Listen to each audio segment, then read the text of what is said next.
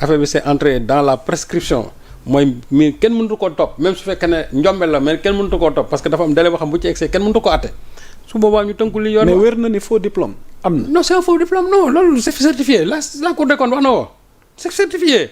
nee na ko d'abord diplôme bi muy wax sax diplôme boobu c'est-à-dire on l'a délivré diplôme boobu Kolda lañ ko joxe waaw diplôme boobu Kolda lañ ko joxe moom ñu ngi def centre bi fii Blaise Diagne te nee na ko numéro bi nga xam ne moom la ñu utilisé numéro boobu c'était à Kolda xamoon donc entre Dakar et Kolda quand même c'est rien trop donc ku dekkoon ñoom dañu génne lépp c'est-à-dire ils ont vraiment clairement montré que c'est un faux et usage de faux Badara mosu ko weddi parce que actuellement ne su ko weddee rek indi na leneen lu bees donc pour man li gars yi naan na ngay plaider coupable il faut plaider coupable en disant que oui maa ko def parce que boo fekkee ne da nga dugal sa loxo dans la confiture ni la ñëpp jàppal ne sa baaram tax na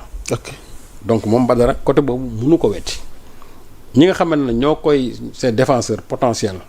ñoom li ñuy wax mooy on est dans la prescription est-ce qu'on y est pas loolu leer mën a mais le directeur moom am na sañ-sañ mu gis ne structure bi muy gérer nit mënees na fa jaar def loo xam ne méngoowul ak li boîte biy laaj te su boobaa mooy yow bénéficier wu nga ci xaalis boo xamante ni tey amu woon ci yoon parce que su fekkee ne da nga fa ñëw ñu wekku ci diplôme bi daan ne yow da nga war a nekk chef de division wala yow da nga war a nekk directeur nangam wala yow da nga war a jiite sangam wala da nga war a am poste sangam. ñu lay rémunérer ci poste boobu en fonction du diplôme que tu as présenté mooy yow sàcc nga xaalisu état bi. ok te xaalis boobu nga xam ne dañ la ko doon fay te yow waruñu la koo fay parce que da ngaa fraudé xaalis boobu non seulement da nga ko war a delloo askan bi parce que askan bi moo ko moom suñuy impôt la ñu jël ñax ko yow nga koy jariñoo ci loo xam ne du dëgg. ok kon kooku dañ ko war a topp. et en plus aussi. dégâts yi nga xam moom la def nag maintenant le côté pénal yow dañ na war a xool ndax yow war nañ laa yóbbu rëbës war nañ laa yóbbu kaso wala yow dañ laa war a bàyyi war nañ la contrôle judiciaire wala bon ça dépend en tout cas war nañ la juger war nañ la def na mais li wóor te war na mooy les faits sont là ce sont des faits avérés Badara a fait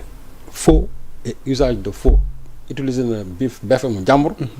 ci numéro boo xamante ni moom numéro bi ka nga xamante ne moom kooka je crois Kolda la dëkk donc loolu c'est avéré directeur bi aussi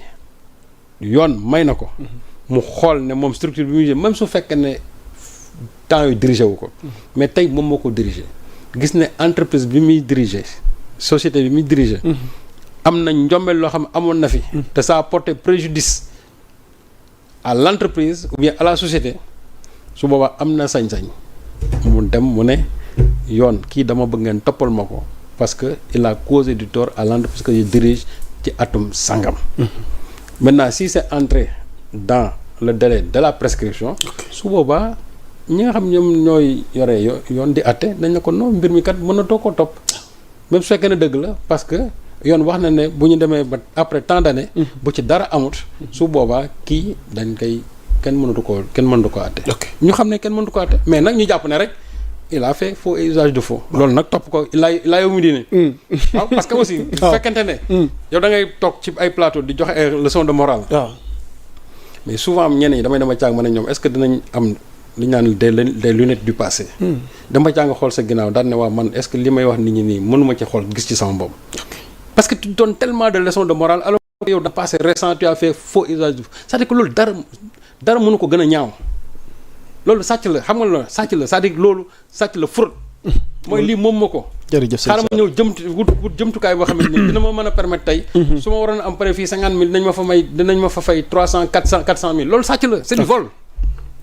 du vol loolu leer na waaw donc moo tax ma ne donc Badara su fekkente ne moom daf ne dafay mener une guerre contre le pouvoir il faut qu'il y ait les moyens quand même de sa guerre je pense pouvoir bi aussi ñoom seen wàllu boobu am nañ toute la légalité pour war a mën a topp Badara ci loo xam ne ni defoon nañ ko fi même sous l'ère de Macky Sall voilà ñu dox wéyal ci yeneen actualité phare yi nga xamante ni enflammé na toile bi il y a eu la sortie de Barthélémy Diaz waaye mu mel nii waa Pastef tooguñu croiser les bras Khoureyssi Thiam tontu ko waaye y a d'autres personnalités yi bokk Pastef yi nga xamante mel na ni nag dem na sax bañ naan ko dafa war a dem wuti ji liggéey te bàyyi wax bi Serigne Saliou quel décryptage sur cette sortie de Barth ak réplique yi ci am waaw mais man xam nga man su ma waa Pastef yi vraiment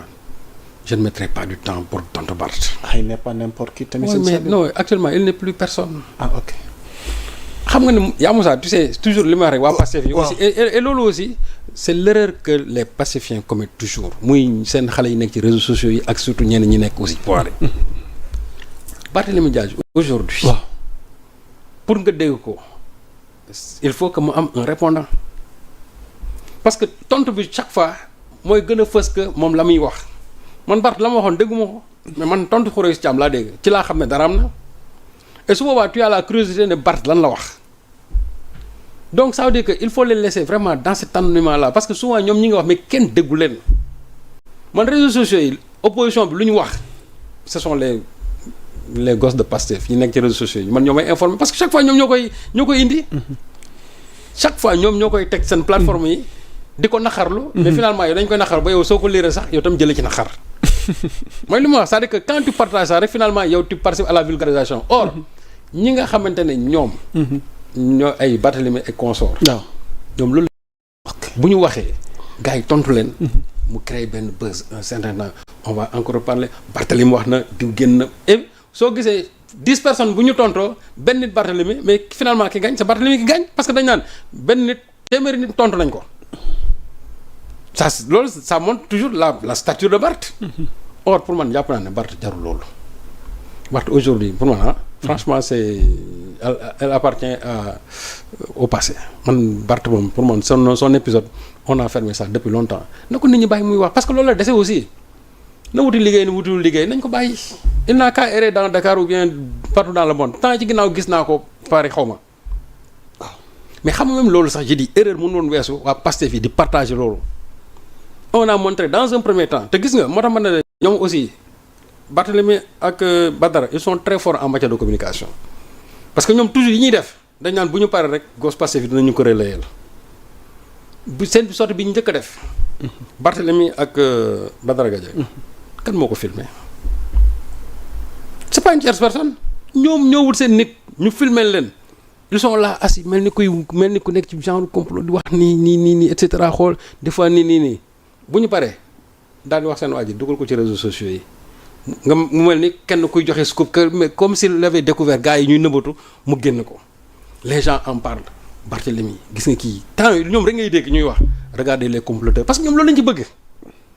xam lan lañ bëgg les comploteurs regardez les appareils nangam. fàtte nga Bougane. waaw xam nga bon Bougane après deuxième la moo tax. ñetti bee la de. waaw Badara.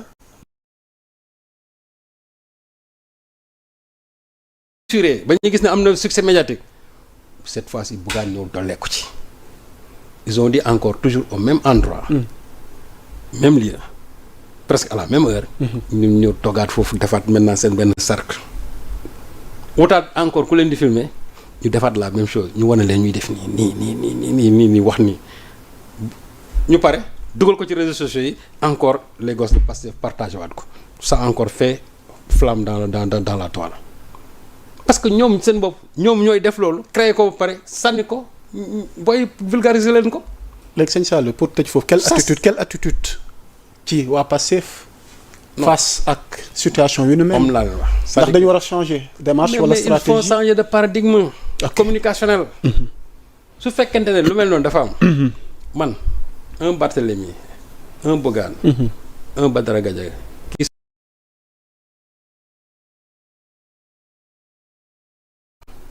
ban intérêt la ban intérêt. mais ñoom jàpp nañ ni ils sont de l'opposition. Oui. Dans l'opposition ils doivent s'opposer donc dañu war a amal stratégie parce que ñoom jàpp nañ ñi fi nekk indeeguñu solution gi askan wi. waaw mais ñoom actuellement ils sont dans la com. ok ñoom li ñu bëgg rek. chaque fois ñuy am une existence médiatique ñu leen di wax. et puis ñoom jàpp nañ ne gars yi bu ñu leen gisee kii yooyu ils vont se dire que ñii am na lu ñuy tramer et cetera peut-être am na ñoo xam sax loolu mën leen tiital faites attention à ces gens là dañuy dem ba Paris gisante seen biir ñii am na loo xam ne ñu ngi koy lunjutu fekk ne defuñu fa dara. boo leen gisee ni ñu toogee rek nga xamante ne c'est tellement stéréotypé da ngay gis ni ñoom ni ñu ko préparé au point que soo xoolee nga xam ne en réalité waxuñu dara.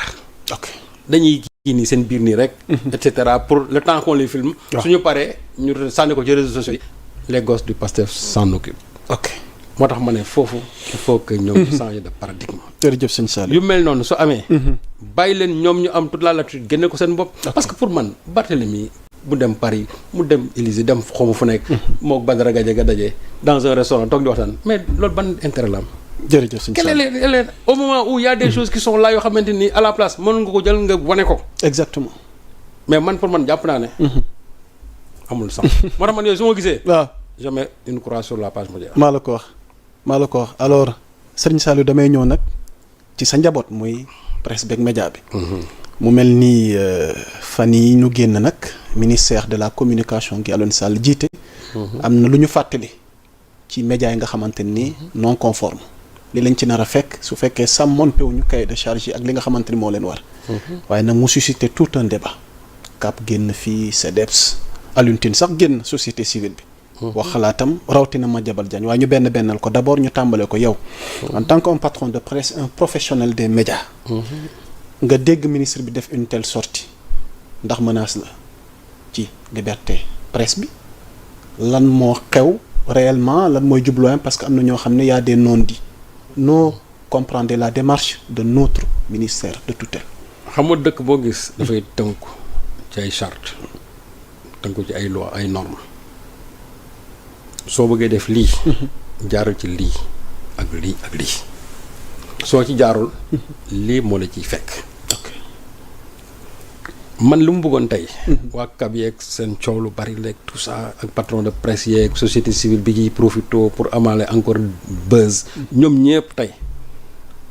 on peut brandir la liberté de la presse la liberté de la presse la liberté de la presse c'est très bien mais la liberté de la presse c'est pas l'anarchie de la presse c'est pas la licence de la presse. les gens vont se dire que oui peut-être man je suis pro-Pastef mooy wax loolu non déedéet